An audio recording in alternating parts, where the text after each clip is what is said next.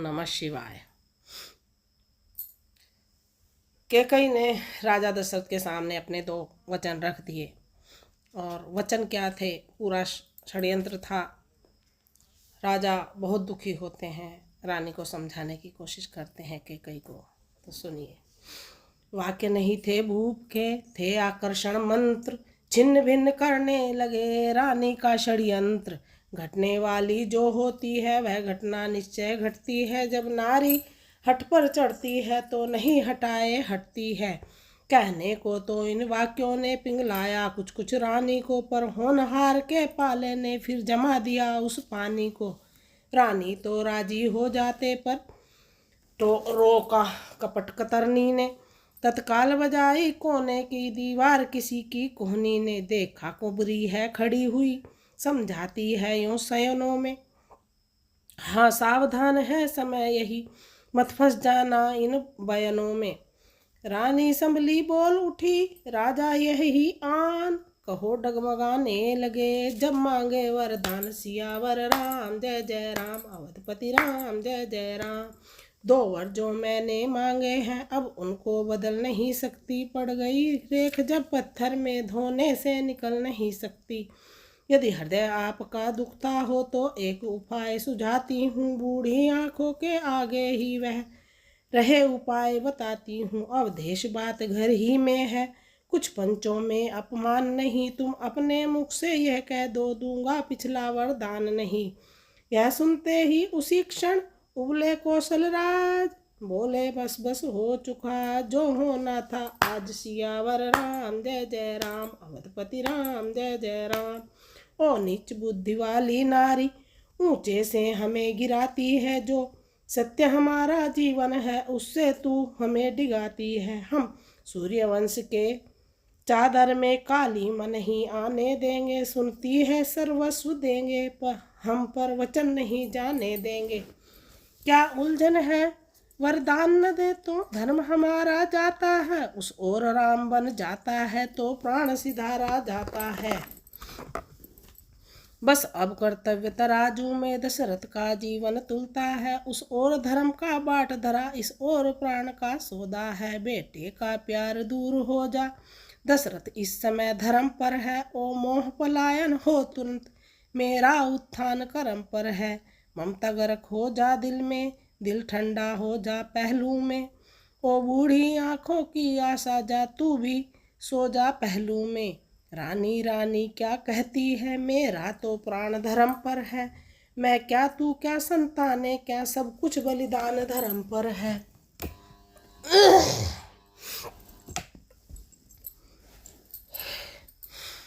जान जाएगी पर रानी यह आन नहीं जाएगी, सर जाएगा पर ये सर से यह तान नहीं जाएगी।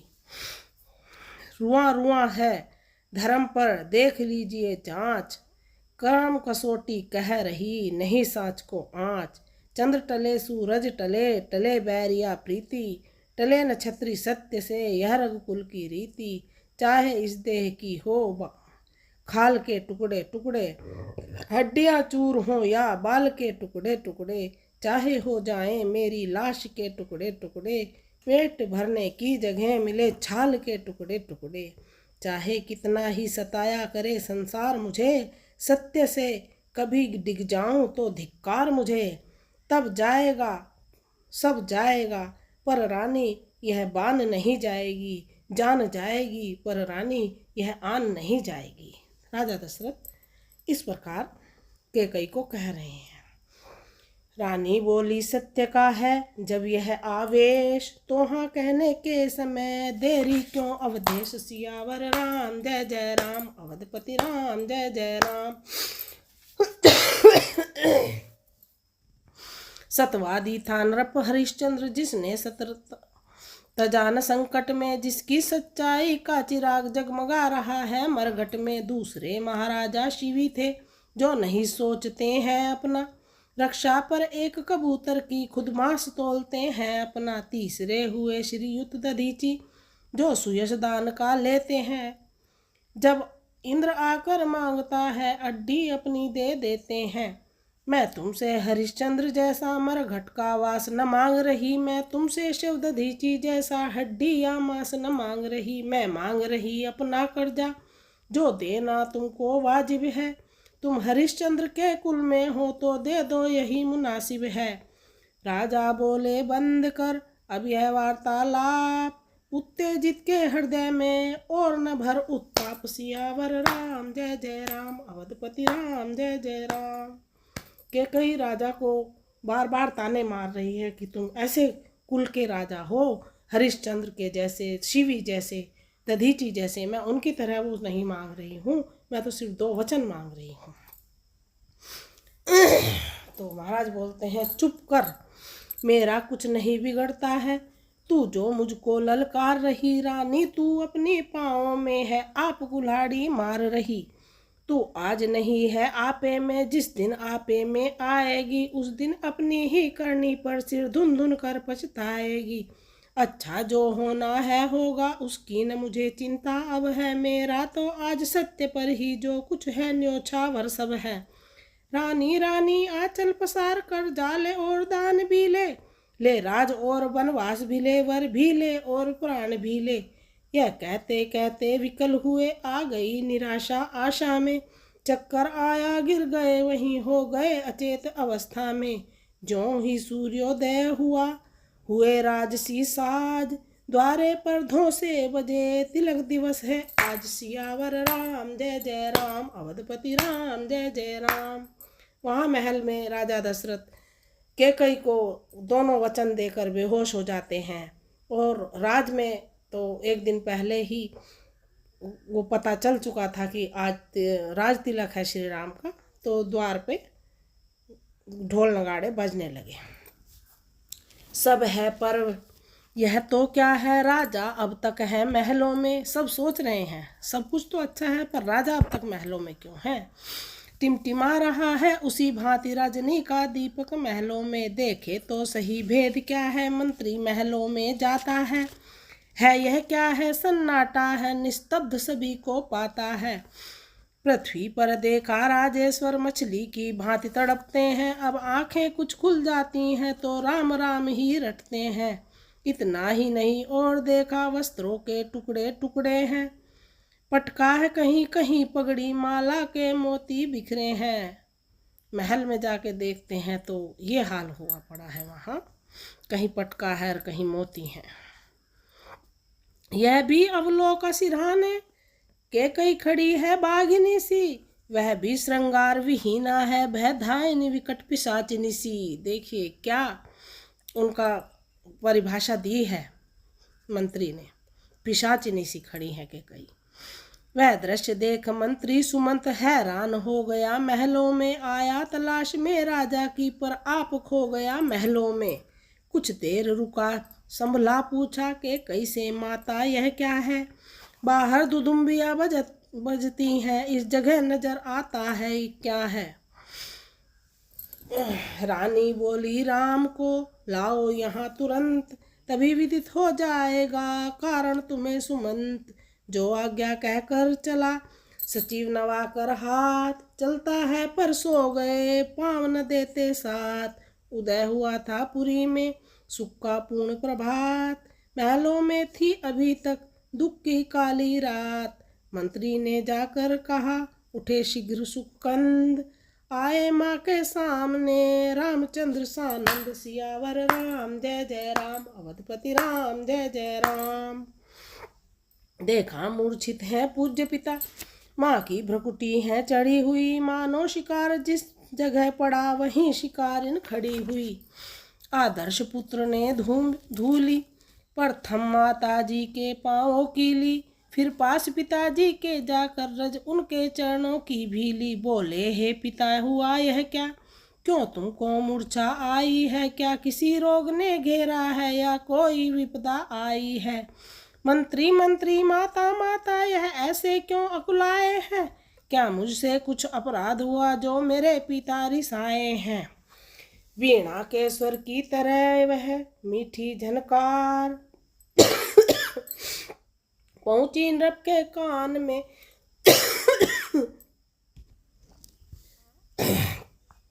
वीणा के स्वर की तरह ए मीठी जनकार पहुँची नृप के कान में, बन जीवन आधार। सियावर राम जय जय राम, वतपति राम जय जय राम। कुछ आया चेत खुली आंखें, फिर एक श्वास मुख से निकला, धीरे धीरे अब होठ हिले, हे राम शब्द मुख से निकला।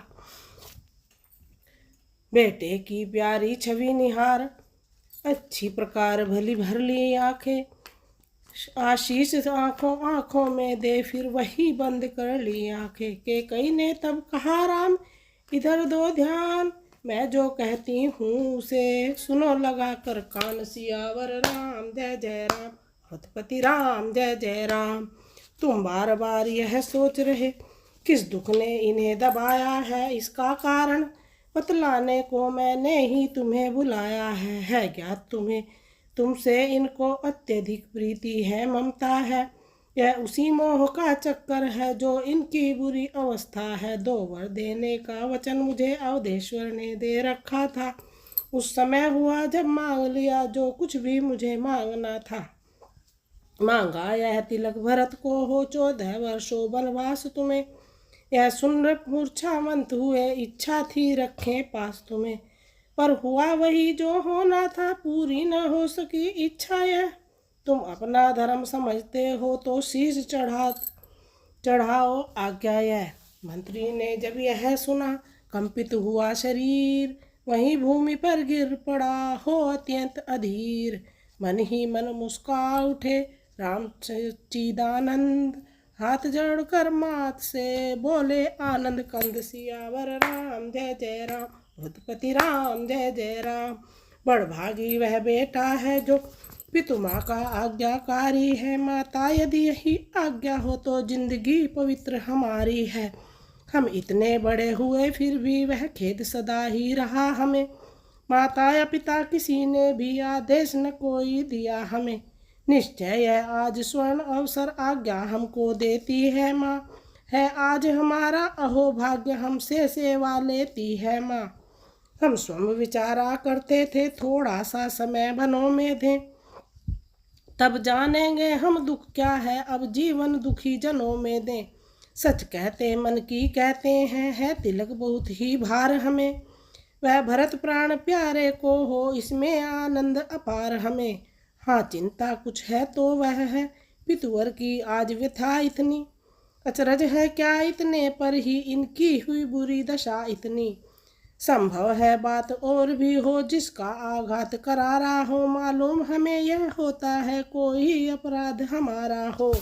इस प्रकार कहते हुए बढ़े पिता की ओर, तभी के कई ने कहा ठहरो करो न शोर। सियावर राम जय जय राम, अवधपति राम जय जय राम। जितने क्षण यहाँ रहोगे तुम इनका संताप न जाएगा, बन जाओगे जब तलक नहीं यह पश्चाताप न जाएगा। इस कारण अच्छा तो यह है दुख और न इनको पहुँचाओ, जितनी जल्दी हट सकते हो इनके आगे से हट जाओ। देखिए कि कई ने क्या किया कि श्री राम को दशरथ से मिलने भी नहीं दिया। दशरथ अधीर बेहोश पड़े हुए थे। सुने जिस समय कान से माता के यह बैन, हटे पिता की ओर से तभी पुत्र के नैन। सियावर राम जय जय राम, अवधपति राम जय जय राम।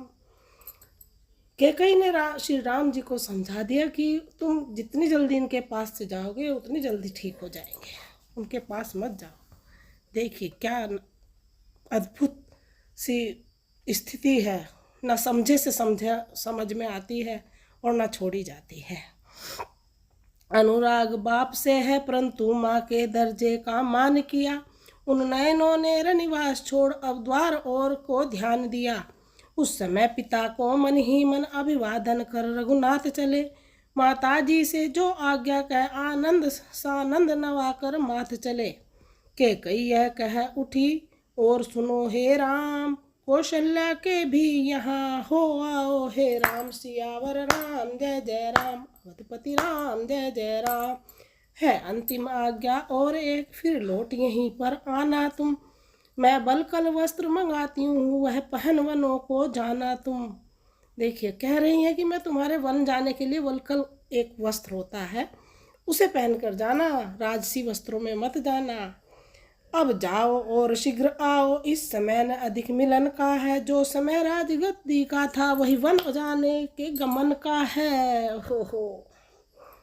इतने में अवधेश के मुख से निकला राम, मंत्री ने उठकर तभी उनको किया प्रणाम।